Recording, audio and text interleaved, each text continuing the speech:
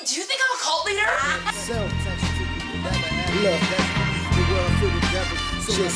Hey, what's up, YouTube? Welcome to the Vegan Soul Sister channel. I'm Joey, and this is Talk Story with a plant-based newbie. Is this thing working? We have two for you today, two plant-based newbies. My name is Joy. I've lived here all my life on the Big Island. Well, I am Filipino, and when you're Filipino, you usually have Spanish. So I have some Hispanic, and I have Chinese. So that is me. Hi. I am Dara. I'm from New Orleans, Louisiana. I was born and raised in New Orleans. We're gonna roll with basic white bitch. No, but that's how we're rolling here. I'm like Irish, Italian, German. I'm a mashup of Oh. We say hoppa here. Hoppa? That's a new one on me. I'm just howling here. I started moving around a little bit. I lived in Houston, Texas, San Antonio, Texas. I went out to Long Beach, California. Went back to New Orleans last year, and then I got the opportunity to come out to Hilo, Hawaii. Hawaii. Here. Excuse me. I've been so nice. I've been corrected. I've learned now. It's Hawaii. Hawaii. Eating was a big thing, you know, in my family anyways. But Filipinos, they have all these dishes that, you know, and I think I've said this before, that as soon as I had teeth, they were stuffing things in my mouth. I mean, I didn't even have a choice. Oh, everything that had legs and eyes, and I mean, from the mountain to the sea. My dad is a fisherman, so he, you know, he is really sustainable. Like, we catch our own food, you know, from the ocean. We clean it, we cook it. You know, it's a family thing. Yeah, we have a lot of hunters in my family. My brother's a hunter. You know, he just caught his first pig with his own dogs. Yeah, pig hunting is a big thing here on the Big Island. It's huge, yeah. I did go to the Philippines, and I did get to experience some of their authentic foods that I've never tasted here, only because of the fact, and you know, that whole thing about your whole story in Korea, about, you know, dogs and... I posted a story about my journey, and one of my earlier memories was a dog being cooked.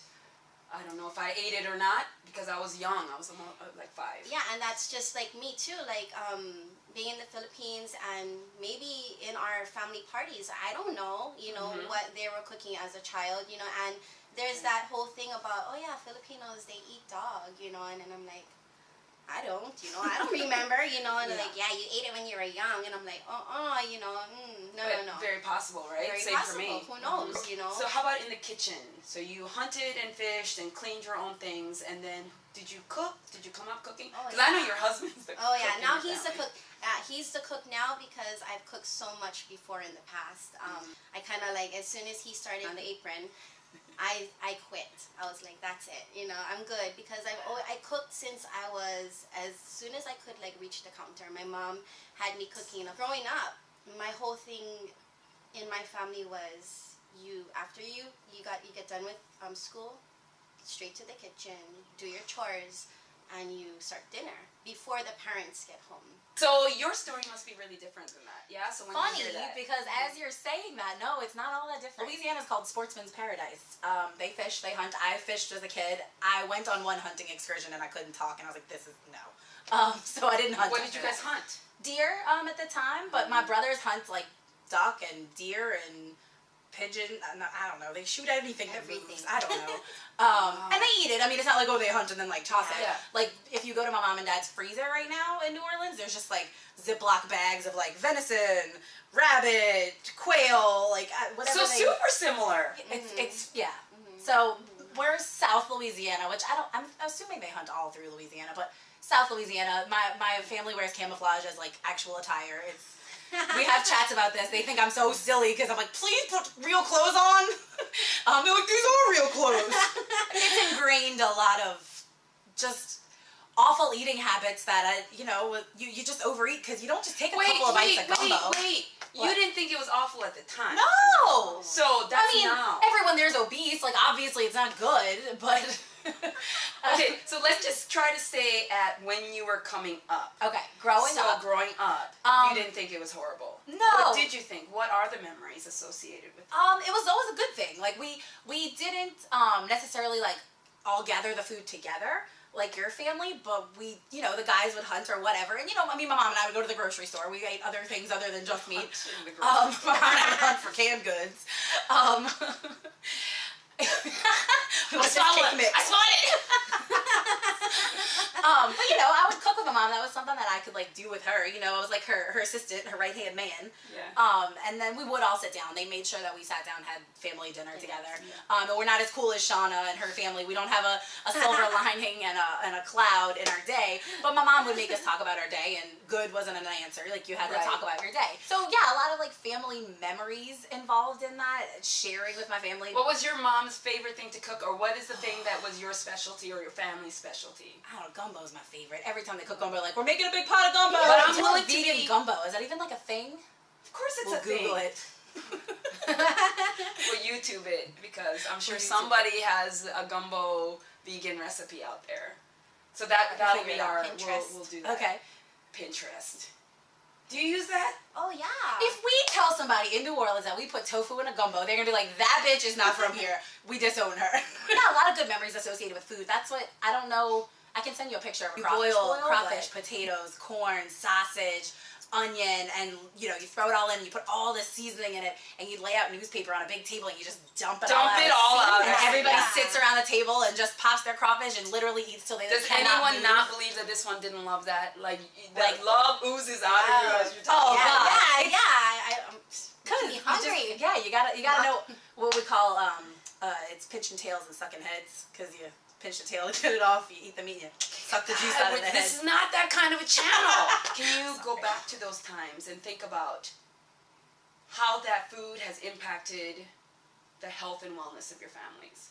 I've seen a lot of my family members with high blood pressure, diabetes. A while ago, my husband actually, he ended up having some really high triglycerides, you know, and that's from eating meat. Husband's side of the family, his mom is like really ill right now. Kidney failure, she has diabetes, she's already lost eyesight.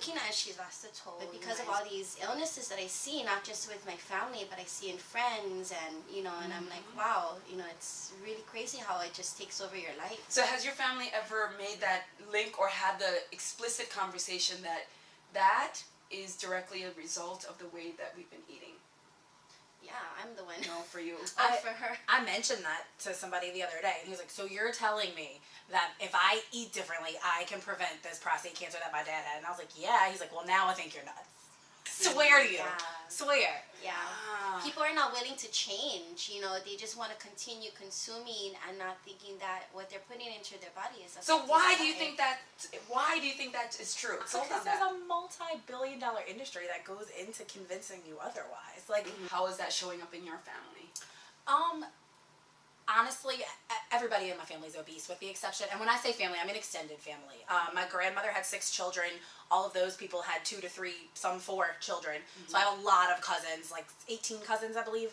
All of us are overweight, with the exception of, I'd say, 4 of the grandchildren. So that's a lot of people. It's like we're on a river of inevitable early death, but not only just early death, but a really diminished quality of life until then death. Mm-hmm. Yeah. And like, what do you have to do to feel resigned to it? And then have you changed your mind about it, and what does that feel like? I was just saying that I did think it was inevitable. It was just a matter of time until I got to that age and I started having all these complications, and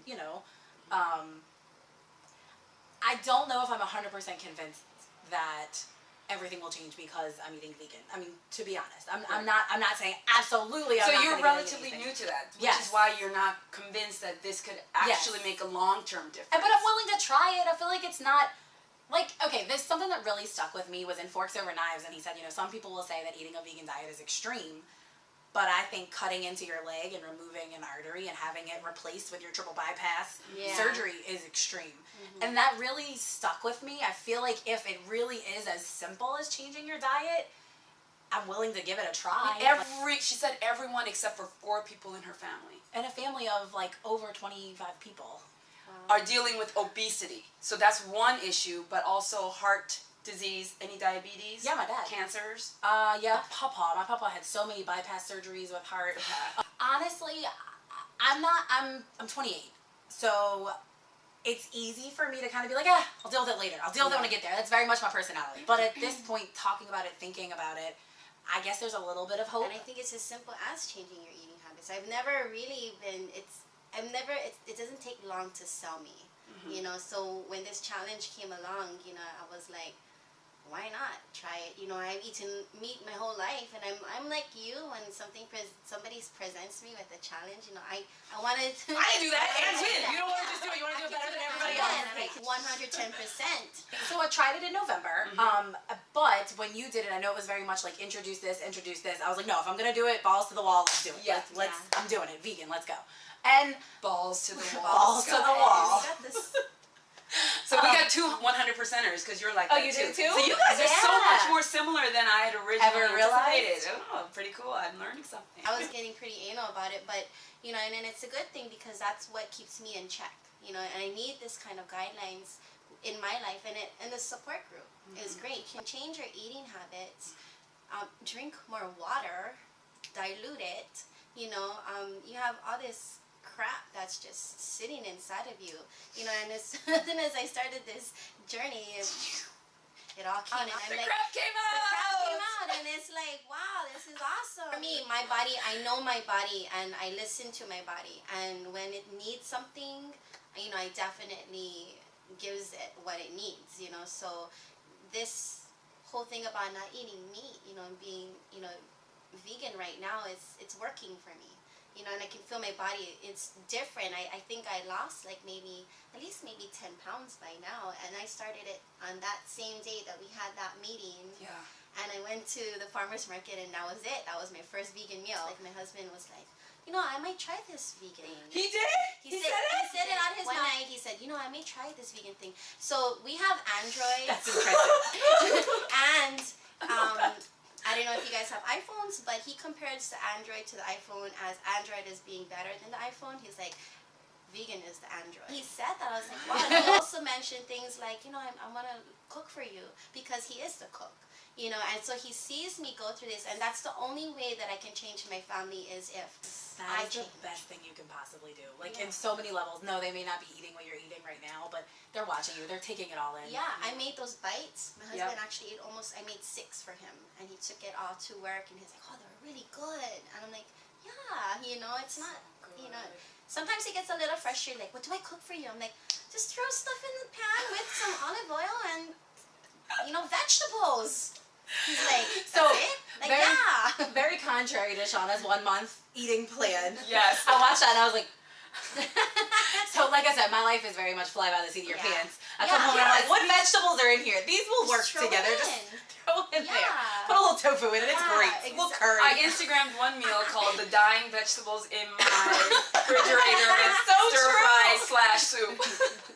Yeah. It's so true. We live busy lives, you know. I mean, but yet we still take the time to cook or prepare something that's good for our body. Are there things that your family has done to either support or sabotage? Do you notice any one of those things? Because I know you have stories. Oh my so gosh.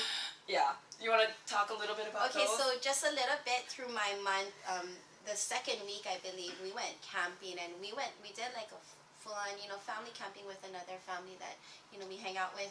And how can you not? Here in Hawaii, hello, I'm a local girl, you know what I mean? Here I am, I'm like, what are you going to eat? What can I eat? And, you know, what are you going to eat? And I'm like, I brought, so I have my own little, you know, selection of foods that I brought for myself.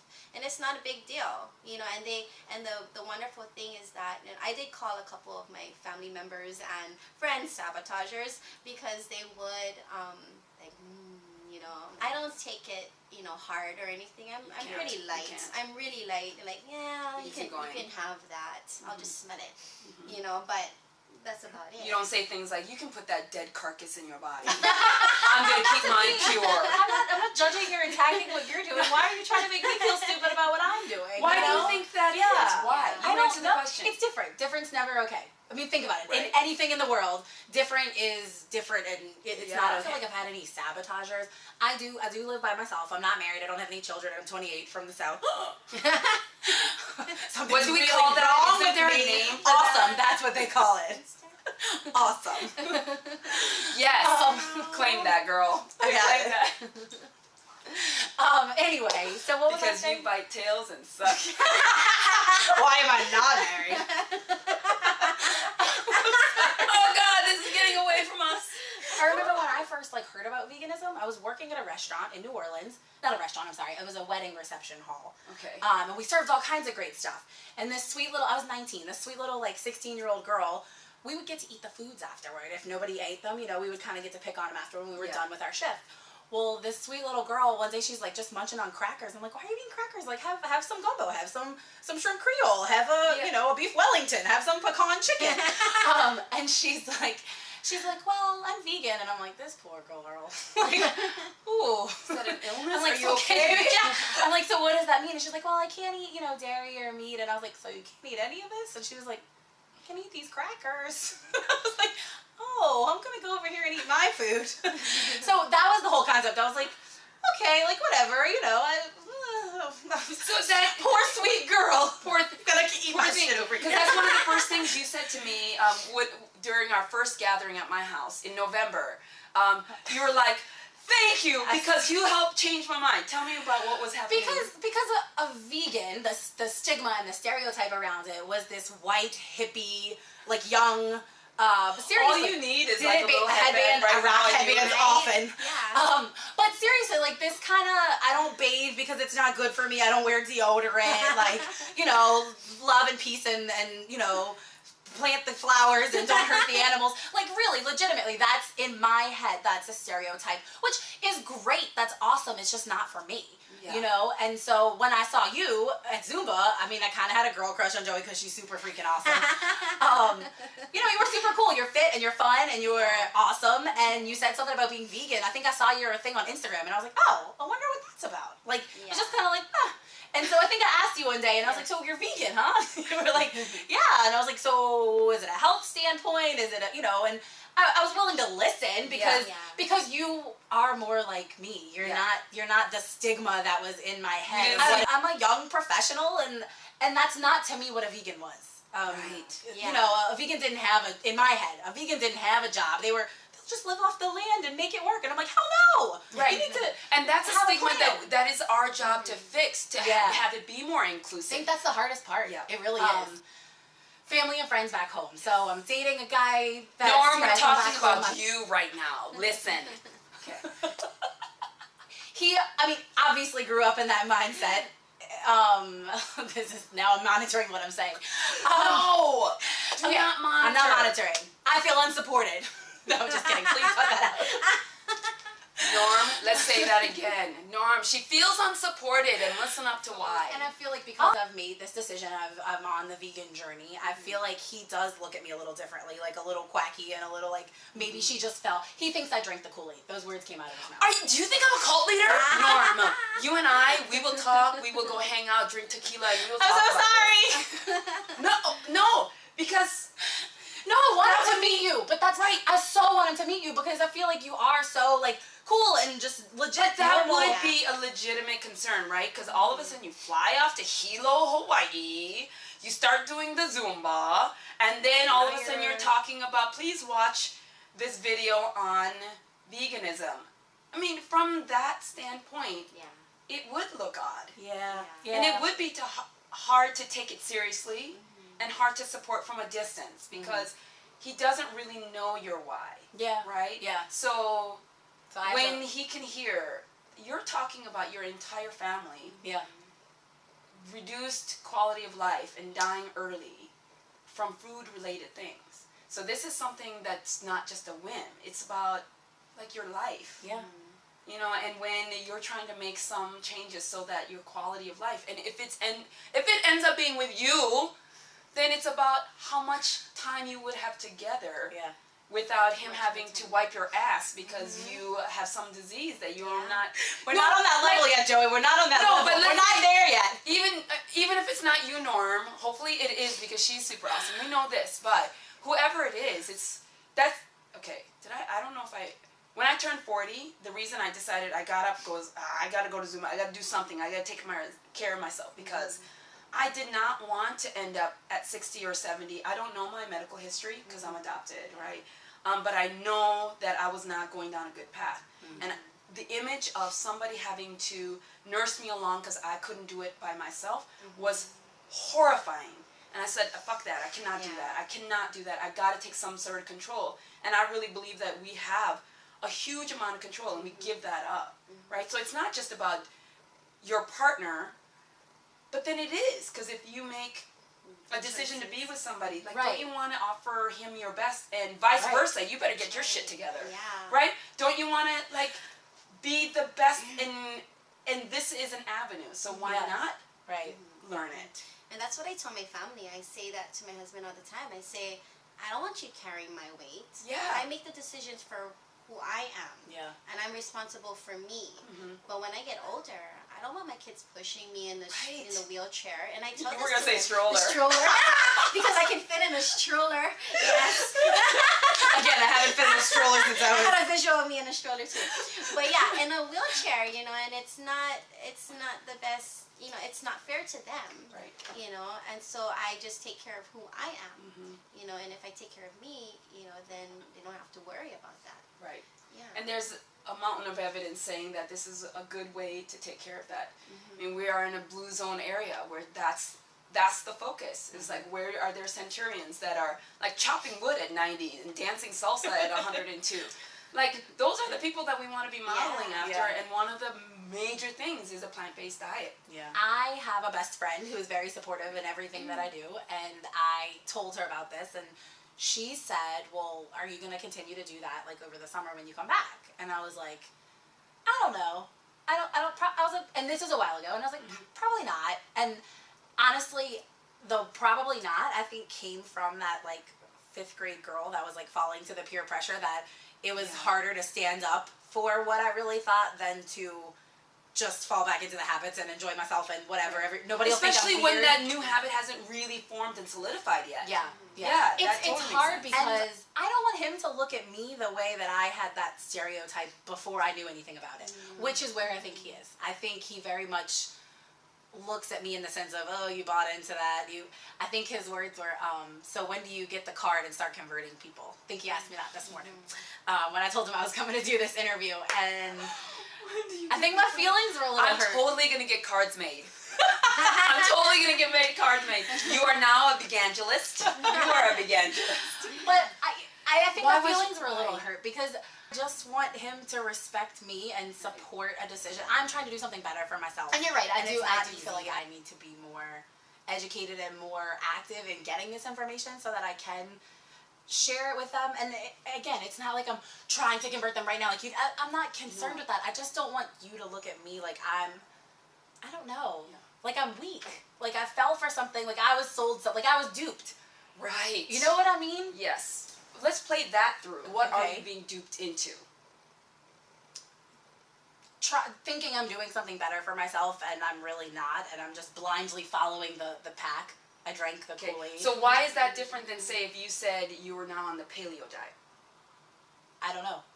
Because he's okay with because the paleo diet is popular. The paleo diet is commonly accepted, I guess. It's what everybody else is doing. It's what everybody's doing right now. It's trendy. Like, being vegan so how's that not being duped? I see. Do you know what I mean? Because everybody subscribes to something, especially on weight. Exactly. Also, working on a weight loss journey myself, I lost 50 pounds over the last year. A few years ago, I was like, well, if I overeat, maybe I can throw it up. Maybe I can get it out. You know, if I'm exercising and I'm trying to eat right, and well, if I'm weak and I screw up, I can fix it. I got this. Like, no big deal. So that's something that I've kind of struggled with, and this is so hard to talk about. It's almost obsessive. It's an obsession, you know. Like when you had this opportunity, it didn't start as, oh, I'm gonna fix my own health issues, or oh, I'm gonna save the planet. It started as, well, maybe that's a better way for me to stay on track and not have those pitfalls and not and not overeat or not, you know, feel like I need to do all these other things. Yeah. But anyway, so no, not about it anyway, because I think there's so many smart and brilliant people that just can't get this formula out. And it is, like you said, billions of dollars of marketing. What do we market? Just shit and shit and shit, and then pills to fix it. Yep. A quick fix. Like, why would a quick fix be any better? Putting a chemical into your versus puking. You know, so in your mind, that logical connection, I totally see where we make those connections, because people aren't out here really to educate. People aren't really out here for our benefits and our health. We really have to take that by the horn. So, however, whatever you're feeling, because it does feel shameful to talk about that. You know, when I'm talking about my fat to fit journey, you know, it's like half that shit is like, oh my God, so damn embarrassing. Yeah. Because how are you a grown-ass woman in charge of like raising other human beings for me, and still not get this straight? Right. So you're not alone in it. And I think that's one of the things. And everybody feels like they're alone in it. We're constantly fed, eat all of this, but then we're all taught to restrict our calories. Yeah. So how do you eat all of this that is just shit, but then restrict your calories? Why would you come up with, I'm just gonna puke it up as an answer? And I would restrict and not be able to eat anything. And then I was like, oh God, I really want a piece of cake. And I'm like, well, if I just screwed up and ate the piece of cake, I might have like the whole damn cake and then just go throw it up. Like, girl, I can put away a pizza and a pie. Okay? But, right, no, I feel you. I feel you on that. So you're caught up in this cycle of absolute crazy. Yeah. I mean, it feels... It is. It's legitimate, and it is. It is. And sometimes you want to purge not just the food itself, but the feeling that goes along with it. You know, you want to just get it all out. Your self-hatred for it. Like, why in the fuck isn't anybody out there helping me as a result? I mean, you want to just get all of that out. People are going to be touchy about vegans. Yeah. That's a touchy fucking subject. I don't understand why. Yes, you do, because you were one of those. Yeah. But I never attacked it. I was just like, not for me. Was your best friend or your boyfriend at that time coming to you talking about, you know what, I'm going to be a vegan? No. So what might have it looked like if it was your super buff boyfriend from 5 years ago who was just like, look, honey, Louisiana queen, gumbo wedding reception worker, I'm going to be a vegan. And like, oh, that's so sad. Right? Yeah. So it's not any different. He's not reacting any differently than you, you would have. Yeah. So we got to cut him a little bit of a break. All right. He'll convert though. Because one of the things that we learned is one of the first signs of heart disease for men is erectile dysfunction. That's the indicator for heart disease. And so if he wants to keep his heart on until his 40s, 50s, and 60s, you might want to consider this. His heart on. His heart. Yep, got it. Yep.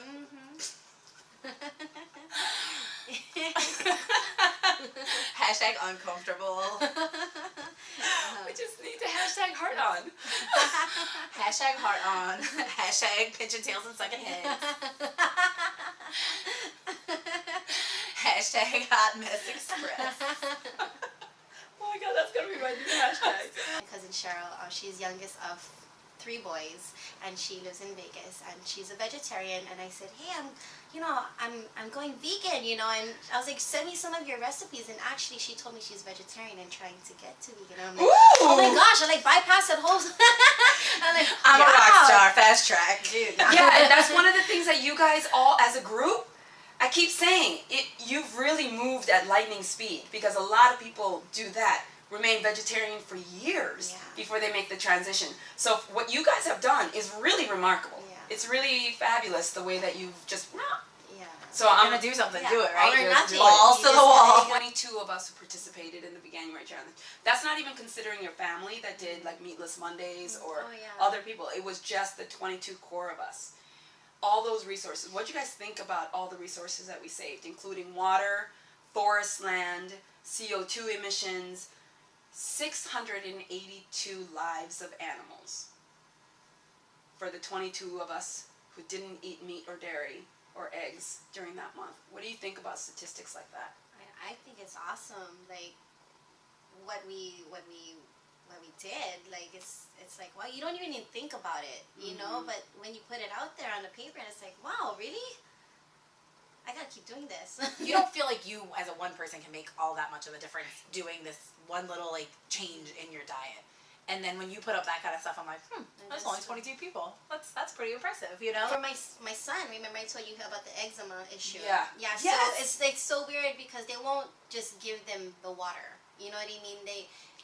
I had to get a note from the doctor so that he can have water in replace of milk. Like, because they're just giving, they're like forcing them to drink the milk. They're forcing them to drink the milk. And it's like, you know, for him, he has an eczema issue. So, like, he can't have dairy, you know, because then he'll flare up.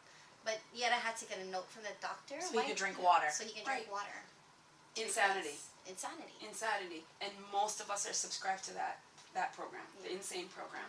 So when people start to waking up, it seriously is the freaking Matrix. Yeah. Oh, As people start waking up and unplugging, everybody looks at you like you're the nut, right? Like, no, you're the nut. Growing up, my food message was, you know, you have to eat everything on your plate. It doesn't matter what. You can't leave the table until you've eaten everything. And so, you know, and then of course the whole thing, the starving children. Oh God, yes. That So story. you know, there was a lot of guilt trip involved, you know, and it's just to get us to eat what we you know, didn't want to eat or wanted to eat, and then it's just, that's a sabotaging itself, you know.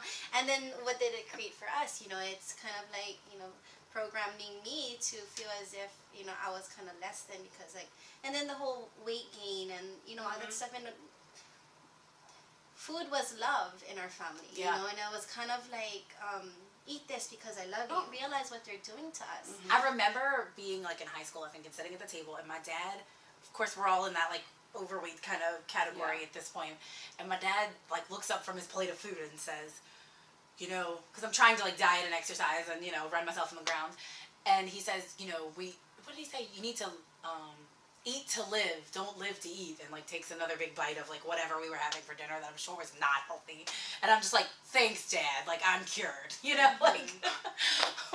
And so he says this after what, I'm probably 16 at this point, 16 years of like food being the comfort, food being the medicine, but not in the good way. Like, oh, you had a bad day, here's some cake. Like, even at that moment, I recognized, like, all these years of this is what's happening and this is what's going to come out of your mouth. Like, really, like, you don't live like that. Why am I living like that?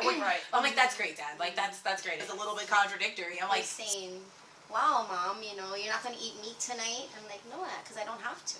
It's like, oh, but I have to, you know, but it's like, okay, well, that's your choice for now. But for now. But I'm not forcing them, you know. I just don't want to feel as if they're forced to do something that they're not ready to. Because if I do that, then there may be like a consequence. Because it's been years and years and years and years that you've been doing it this way. Of course, because I've done it years and years and years. And then from the time, so my daughter's 16 and my son is 10, that's 16 years of her life doing it the way that I did, and 10 years of his life doing it the way that he did, and what he's the way he's doing it because you told him to do it that way first, exactly, because of me and what my parents did to me. So it's a whole program, and but now that I'm directing myself even better through, you know, this vegan thing, you know, it's, I think now they're seeing a difference, and then you can change. It's not hard. You can change, and it's, you know, for a better quality of life, you know. Thanks for hanging out with us on the Vegan Soul Sister channel. It's been Joey, Joy, Dara, and we really appreciate you being here with us. Please make comments below. If you have any questions for these two nuts, please ask. Please make sure you like and share this video, especially with the plant-based newbie, because this is the information that we'd like to share with those who are struggling maybe with this transition. It's been fun. Until next time. Remember, men, keep your heart on. Heart on. Heart on. Anybody? Anybody? No? You don't? No? Heavy, gotta lose more calories. Yeah, cause you win some, you lose some. But if you learn your lesson, you ain't lose none. I face a lot of tests, but I ain't lose one. I face a lot of tests, but I ain't lose once. Everybody boob check. Boob check. All right. Okay. Cause you win some, you lose some. But if you learn your lesson, you ain't lose none. I face a lot of tests, but I ain't lose.